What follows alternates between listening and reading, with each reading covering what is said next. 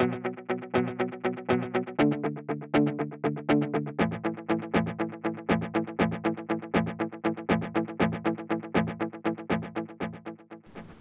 Luar Negeri Cina mengutuk tindakan Wakil Presiden sekaligus calon Presiden Taiwan, William Lai transit di Amerika Serikat AS.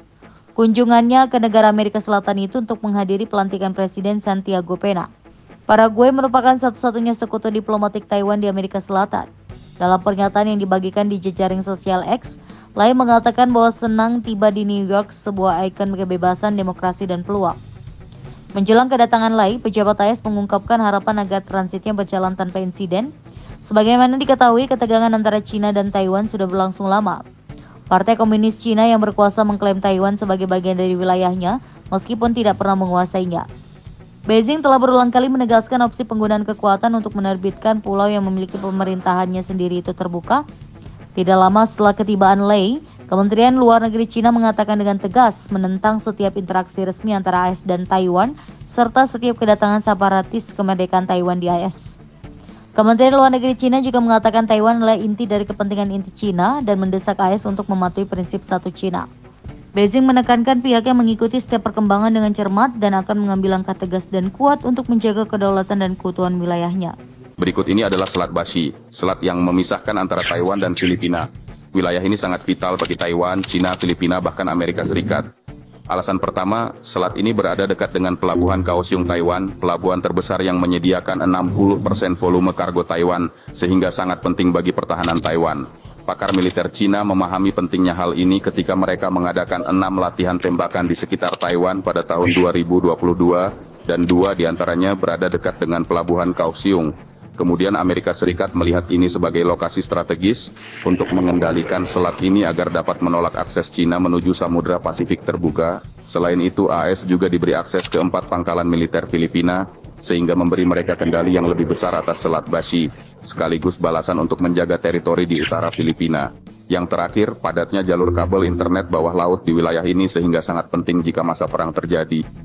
Perjalanan pejabat Taiwan ke AS disebut sebagai transit, alih-alih kunjungan karena AS tidak memiliki hubungan diplomatik resmi dengan pemerintah Taiwan. Transit atau persinggahan pun dilakukan sebagai bagian dari perjalanan tidak resmi dalam perjalanan ke tujuan lain. Memadasi hubungan Cina dan Taiwan semakin diperparah dengan ikut campurnya Amerika Serikat. Dalam hal ini, AS menjadi salah satu pemasok senjata ke Taiwan untuk melawan Cina. AS telah menyetujui penjualan senjata terbaru senilai 360 juta US dollar atau sekitar 5,9 triliun rupiah ke Taiwan. Langkah tersebut memuluskan pengiriman ratusan drone bersenjata, peralatan rudal, dan bahan pendukung terkait ke pulau itu.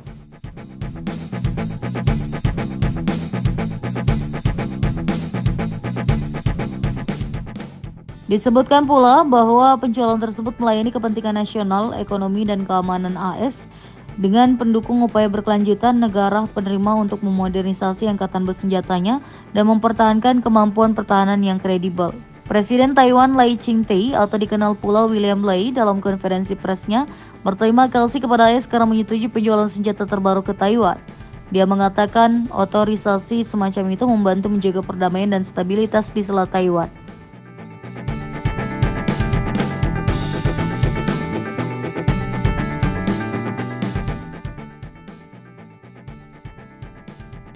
Amerika Serikat memberi dana bantuan pertahanan kepada Taiwan sebesar 345 juta dolar Amerika Serikat.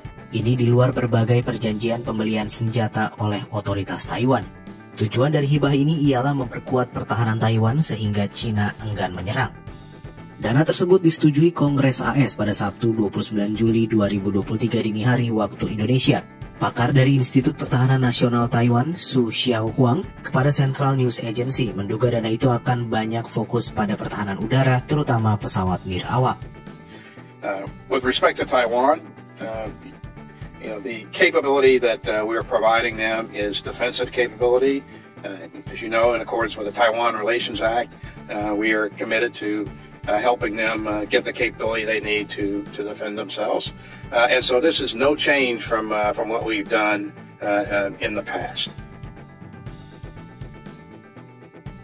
Adapun Taiwan telah membeli pesawat nirawak MQ-9B Sea Guardian dari Amerika Serikat di luar hibah tersebut. Perjanjiannya, pesawat itu dikirim pada 2025. Oleh sebab itu, Xu menduga bantuan ini termasuk juga pesawat nirawak MQ-9A. Selain itu, Taiwan juga membeli pesawat tempur F-16.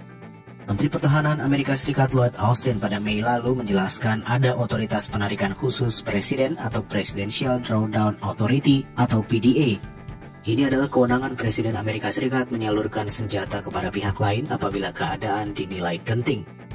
Presiden AS Joe Biden telah menggunakan PDA untuk memberi Ukraina senjata dari pasokan AS untuk melawan invasi Rusia.